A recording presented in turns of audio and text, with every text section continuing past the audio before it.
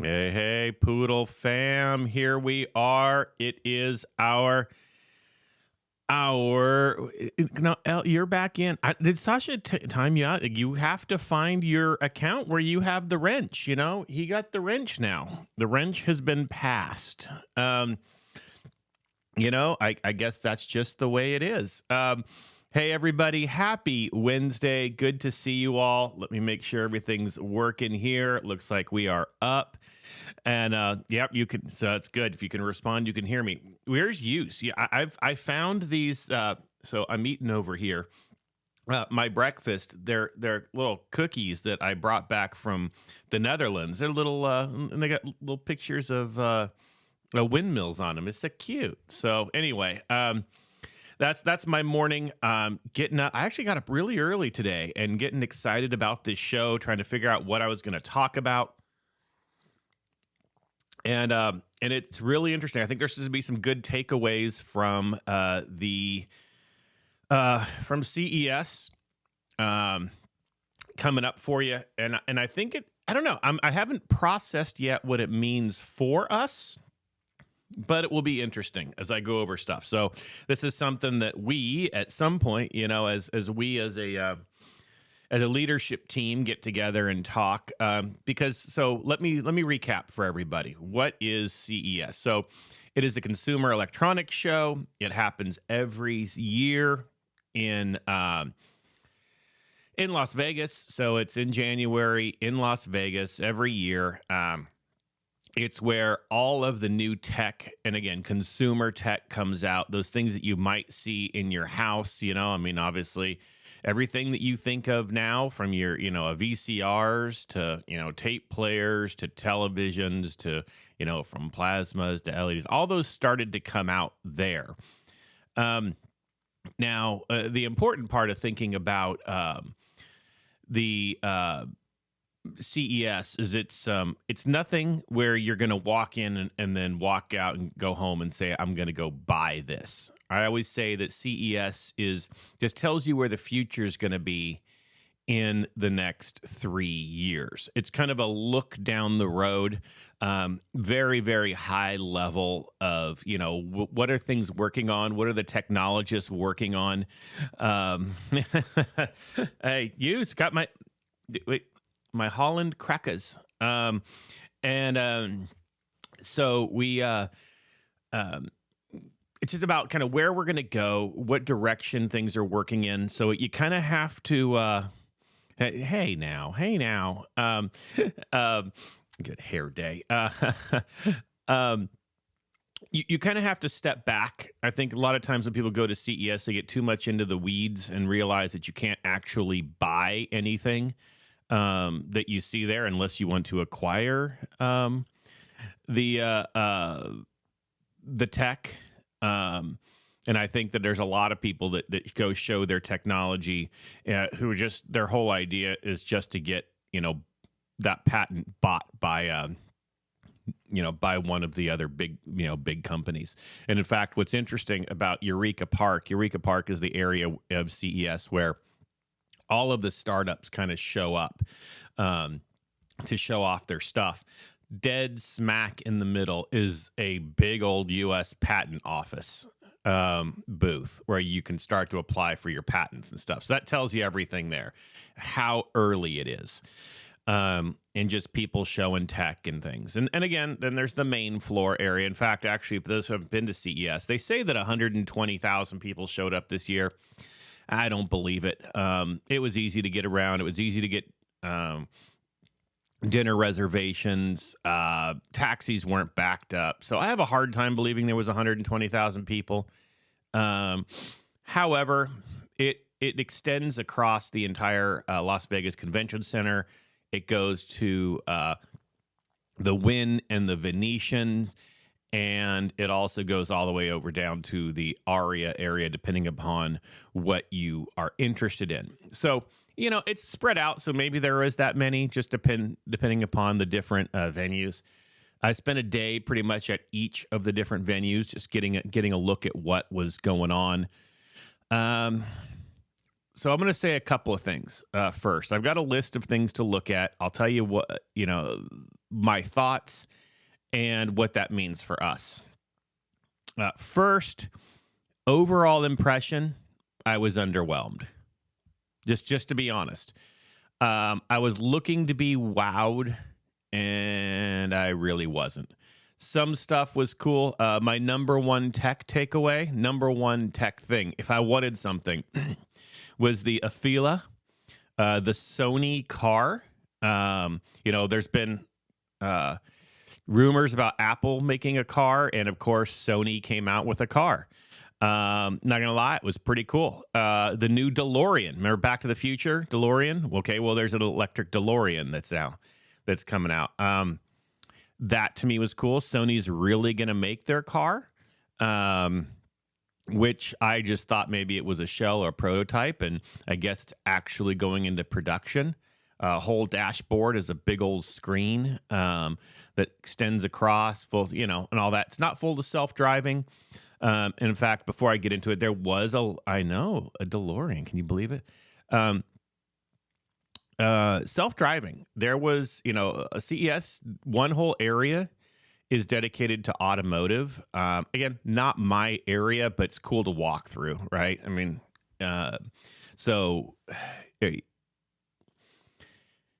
one thing that I heard a lot in talking and listening to other people's conversations was autonomous vehicles and autonomous cars. There was a lot of buses. I mean, just showing how buses could be self-driving. Even if you take like the Google Maps car, which is already a self-driving vehicle, and turn it into a bus, right? There was a lot of stuff there.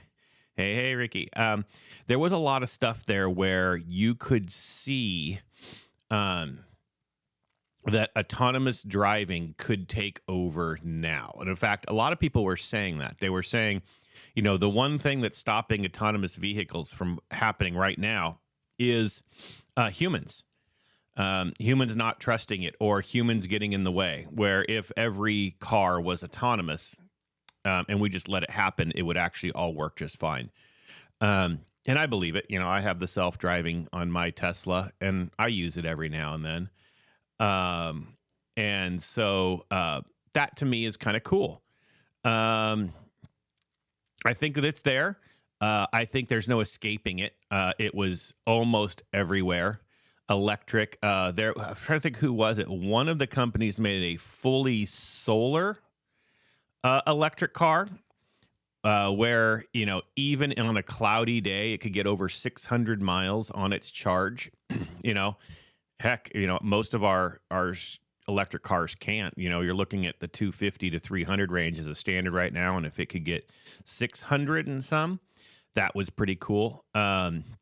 So what does that have to do with us? Nothing. But that was probably the biggest takeaway as far as like technology that we will definitely see. Fully electric cars, solar, autonomous driving. That was it. Now, let's get to what matters for us.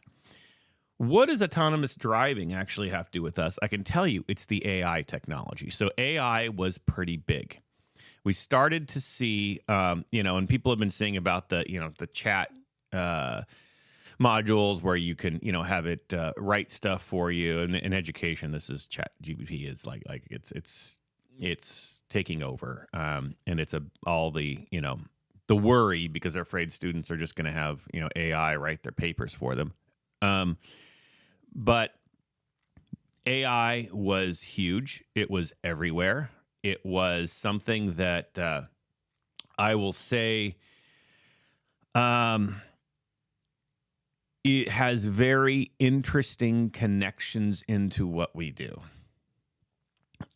We talk about bots right now, but smart AI goes beyond bots. I mean, I think about the crypto market, and if you could have something that could learn from its own mistakes, and you could turn that into an investing tool, I don't know. And what happens when those things are going against one another? I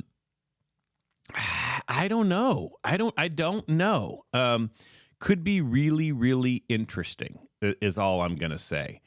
Oh, see, more about the DeLorean. If I should find it, if I can find it on my phone, I will bring up a picture of the DeLorean for everybody. Where is my phone, by the way? Oh, there it is. You wouldn't believe what it looks like. It's pretty crazy. I'll post it later. So AI has huge opportunities. I think that we started seeing a lot of smart and AI in the in normal technologies. And again, artificial intelligence versus machine learning are two kind of different things, yet related.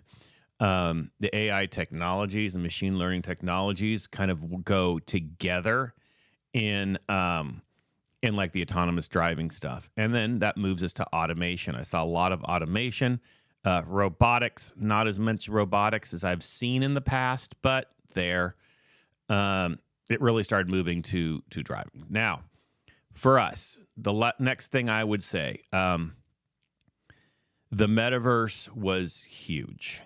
Every single booth, whether they made their own, metaverse, or it was for education, or if it was for healthcare, all had some type of metaverse application. Now, here's the thing. Metaverse is starting to change. And this is one thing that I think we as Poodle want to pay attention to. I'm trying to put it into words, and I've been trying to figure out how to get an article about this. Wearables were big. So maybe I'm going to circle around to it because wearables were also big. Yes, lots of different goggles left and right.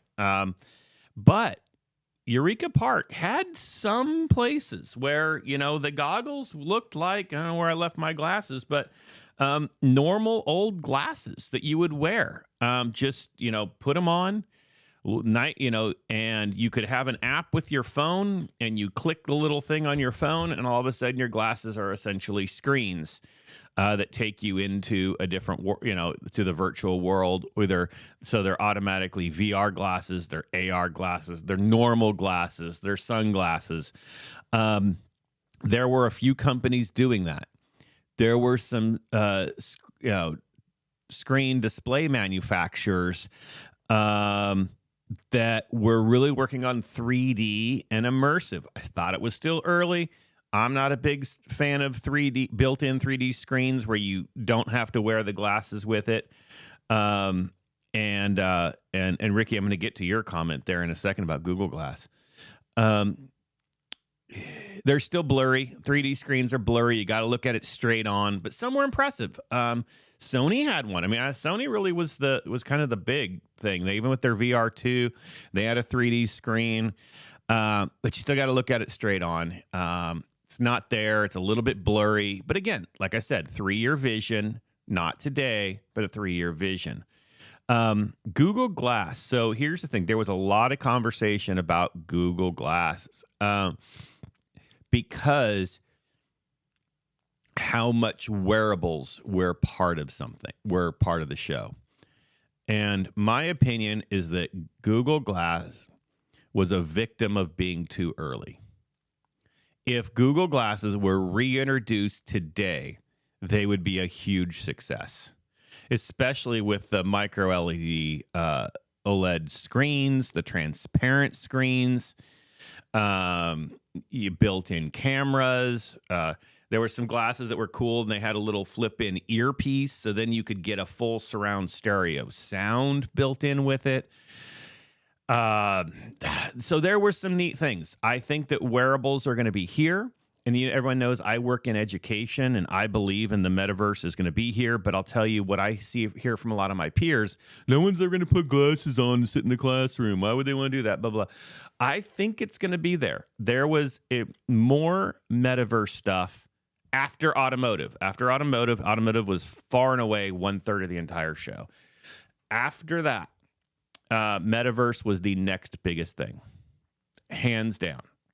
And what was interesting was not just metaverse, and I think Sasha's actually talked about this before when he's talked about the omniverse, what was interesting, it's not like we think of right now with, the metaverses we're part of with Crolon Mars and Lakeview Meta, right? Where those are really just almost games, right? Almost where you go in and become someone, you play a part in it, right? These were like, so for example, let's say you go on your phone to your banking app. And instead of just pulling up your accounts or clicking a chat if you want to talk to someone, your phone becomes a 3D world. You are in there talking to someone in a virtual environment of the bank itself, including your gestures and a real-time talk back and forth. That type of metaverse, it was really cool that it wasn't you were being an avatar in another world, but you were yourself in this world. It was connected to you. And I saw a lot of that, and they were calling it Metaverse. There was one thing, one that I'm going to partner with, actually, for our creative lab that they were doing at USC, which was essentially a hardware box that musicians could buy that puts them into their own metaverse where they could record an album simultaneously at almost zero latency with all the band members all over the world. But they were in this environment. They brought in, it had connections to bring their actual live instruments in. They could watch the screen. They didn't have to wear anything. They could watch a screen in case they had to look at music or something like that at the same time. And they were in a real studio with other people touching the knobs. They could change the settings of the other people around the world on their boxes to adjust gain and volume and stuff. So it was like everybody was in a real live, recording studio. But you're all sitting in your own house connected to this box. So that was the change that I'm seeing in Metaverse. Is, again, not being necessarily a game, but there were some, and there were new metaverses that were there, but you yourself authenticated into this real life interaction, and I think that was kind of cool. And I think of it as like, every part of our life actually being able to, talk to somebody. Holograms, we're getting there. Holograms where if I open up my phone, when we think of it, so funny, think about R2-D2 in Star Wars, right? And he kind of, puts out the little hologram thing. That's becoming life. That's becoming, I want to talk to somebody, and it might even be a chat bot, but it's a real representation of someone in a real conversation who can real time talk back to me. And that was pretty cool. And I think that's the direction Metaverse is going in. I see real applications in real life. I see real applications with telemedicine. Why not? If you think about this, if you could join a virtual doctor's office, not a fake doctor's office, but what if you're actually in your doctor's office, or even that?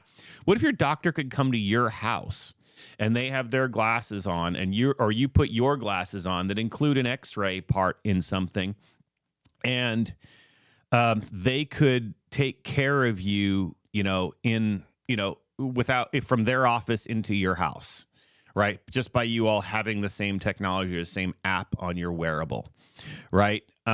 That's possibilities, right?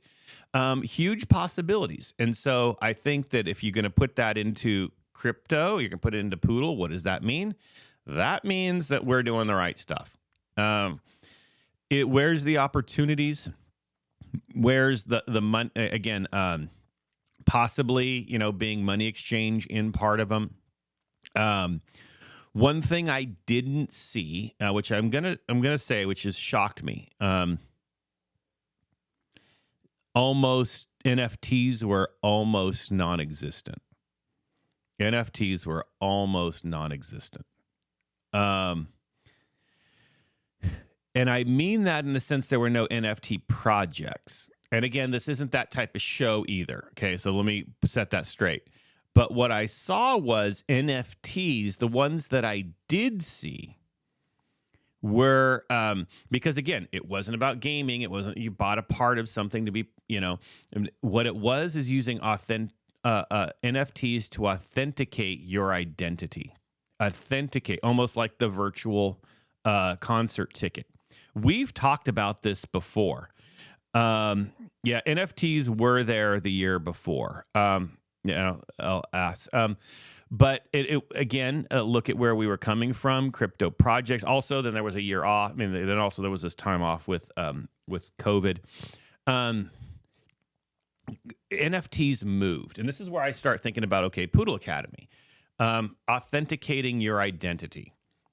So could you, when you're or authenticating your access into something, verification of ownership. Those were the use cases for the NFTs, not necessarily the digital art, which can kind of shock me because you know that I love digital artists. I work in the entertainment industry. I love the art. I love that side of it. But it was really NFTs being used for identity and authentication, which we've talked about. We've talked about the need for utility behind NFTs. So, and that way, and here's the thing, it wasn't sold as, like you saw Metaverse in big letters. You didn't see NFT in big letters. It was just assumed that NFTs are your way in. A lot of blockchains. It was almost like, hey, if you want to get into your doctor's office, you have to, it's almost like, let's take the example I used with a virtual telemedicine appointment, right? Well, how can your doctor know that it's you? They send you an NFT token after, to know that it's you. You've authenticated with them. And then that's how you can access their virtual doctor's office, right? Because you have it. It's done as an identity marker, not necessarily an artistic marker. I don't know if that makes sense. It was just the use of how it was. So I guess that's big. And how if we do our NFTs, can we think about what utility goes behind them? And that's where I think of like the Poodle Academy, when we give an NFT after someone kind of finishes a course, graduates through. Are we showing they have that they're validated? And does that get them something? It shows them a certain access level, or it shows them a certain, the identity of who they are. And, I look in education, just in higher ed, why do you need a diploma on a wall? They'll send it to you as an NFT one day. Problem is you could sell it, transfer it to somebody. How do you do that? There's other things to think about, but I think that that's the direction it's going. So, and that's how I saw NFTs, much more metaverse. And again, a new way of thinking about metaverse, not just putting on big goggles and sitting in a virtual world with a fake avatar, but real use case of, you yourself playing a true part as you yourself in that world and that immersive environment. So I was really excited about that. That kind of moves into the wearables, a lot of wearables. Also, the big change was haptics. Haptics are, like the examples that was a lot of it was wearing gloves, put gloves on. And then as you're in the virtual world, you had real feedback. You could grab the thing. That's always been the issue with a lot of the VR right now is you've got your little hand things and you hit the button to pick it up and you kind of hold it. Well, this just allowed you to actually grab it. And how tight you held was how, whether it would actually drop out of your hand or not. Or there was one, which again, way too early. No one's going to buy this, but let's say this. You actually put on this suit, right?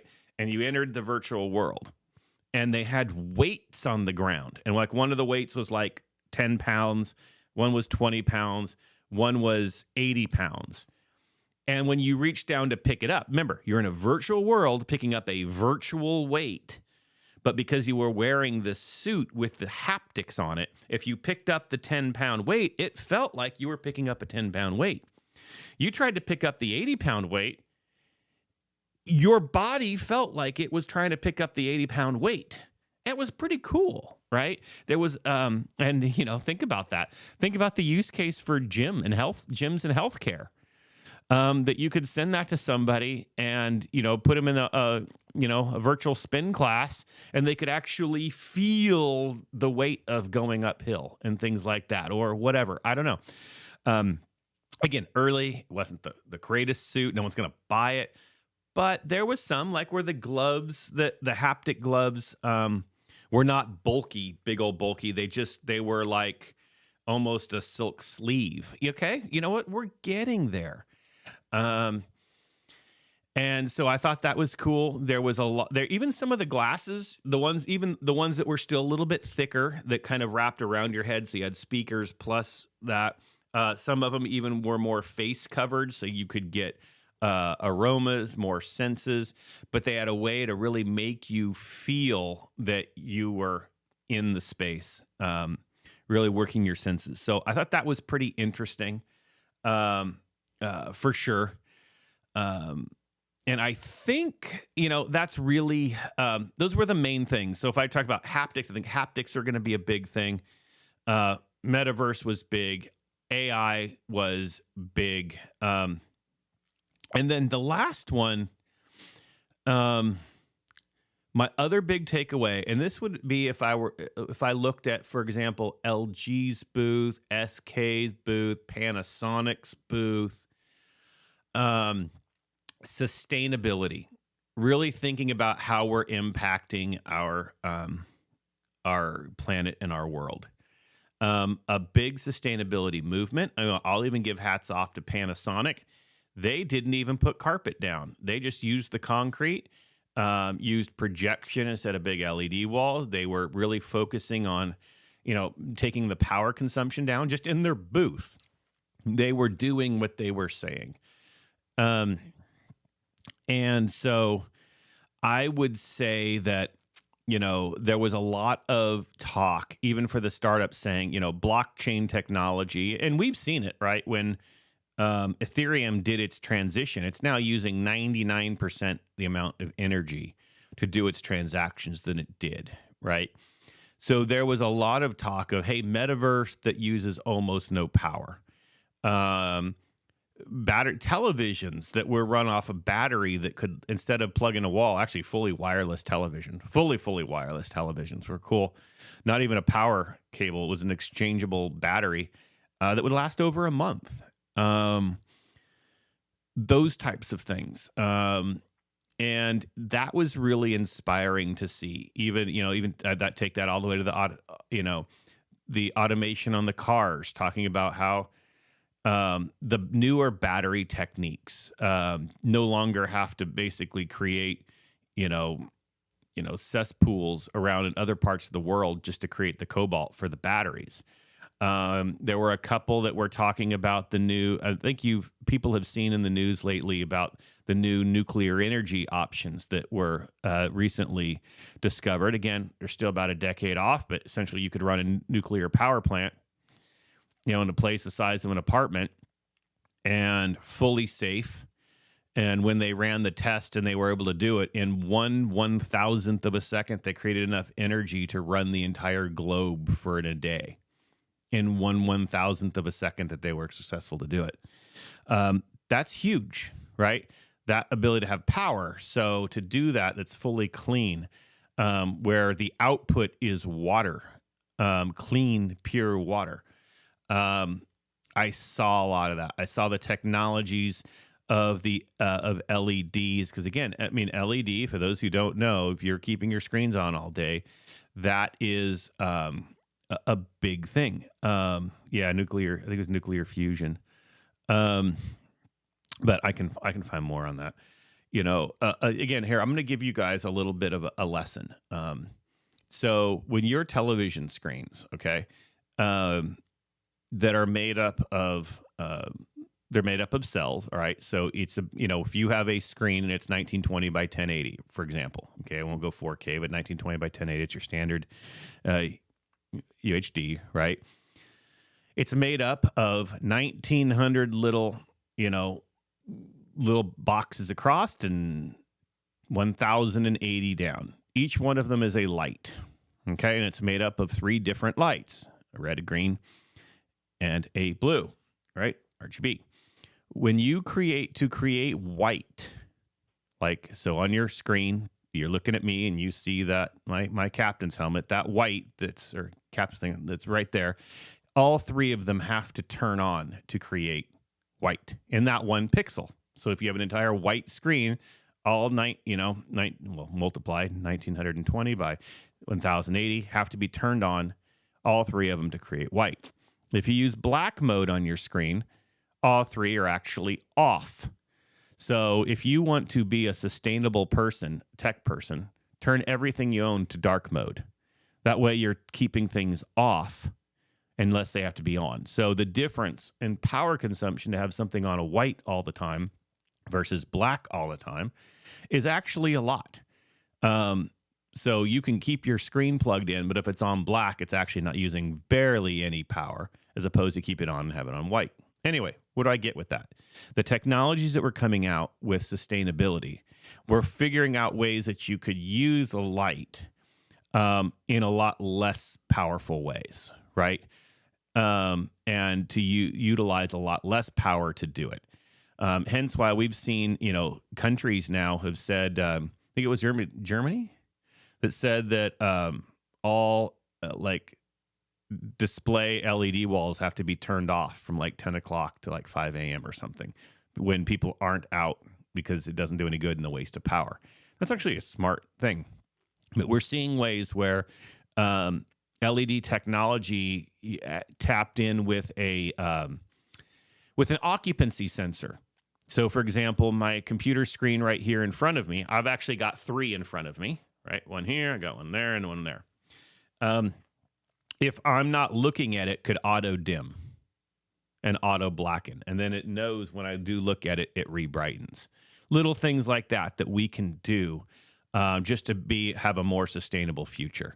So those were good. And the metaverses too. That been one of the big things about blockchain. Got a bad rap early on because of how much power blockchain used, and saying that, just because it's in the cloud and it's not a physical thing doesn't mean that it doesn't use power and isn't bad for the environment. So there was a lot of movement in more sustainable metaverses, more sustainable automation, cars, and then just in normal technology. Just your television at home utilizing a lot less power to do it. So those were the big takeaways for me. I think it's exciting. I guess if I look at, okay, what does this now mean for us as crypto investors? Again, there was nothing really there about crypto. It's not the show for crypto, but it's how we're going to work into it. I will say the takeaway is, and then in the gaming, I guess that's the last thing. They actually held they held an esports tournament on the Thursday of CES at the Luxor Casino. Took over the whole auditorium there and held an esports tournament for charity. That was pretty awesome to see and to witness. You saw teams coming together. You saw everyone from age 8 to 80 playing video games together in this competition. And you could really see them as esports people owning their identity in their sport. And I think that what we're doing as we work on our apps with our gaming, and while we work on our metaverse connections, we continue to utilize our NFTs for authentication, the utility behind them, not just the art themselves. The art, great, but the utility behind them. I think that's where we are going to be successful as a token. Obviously, if you are a wallet watcher or you watch your wallet, you'll see that we've actually done pretty good this last week. We've had a little constant growth. So has all of the crypto world. As the conversations we were talking about, how we're going to slowly be moving into a bull market, are starting to happen. Just as we've been talking about. So looking at the next 3 years of the metaverse and gaming, that's the direction we can keep going, utilize our token, create those partnerships, which the funny thing is, we've been talking about It's what we've been doing while everyone else has been sleeping, and we've been focusing on it. So when I left CES, I felt like, let's say this the right way. I didn't come away saying, oh, we need to go do this. I came away saying, wow, we're already doing the right things. We're already leaders in ways we didn't even realize. We've already been ahead of the game. And that, to me, is really, really cool. And it just gives me that added confidence that if we just keep doing as we're doing, keep pushing forward, keep going with it, we're going to get there. We're working our way through. We are one of the strongest tokens out there. That is for good reason. So that's it. That is my takeaway from CES 2023. Hopefully you enjoyed that. We're going to be back next week. What do we do next week? We'll have some fun, obviously. Ready to just we're ready. First of the year, we're kicking in, and we're going to just kickstart this token, keep pushing the work that we're doing. We are all doing the right thing. So thank you all. Thank you for everyone on the chat. Love the great chat today.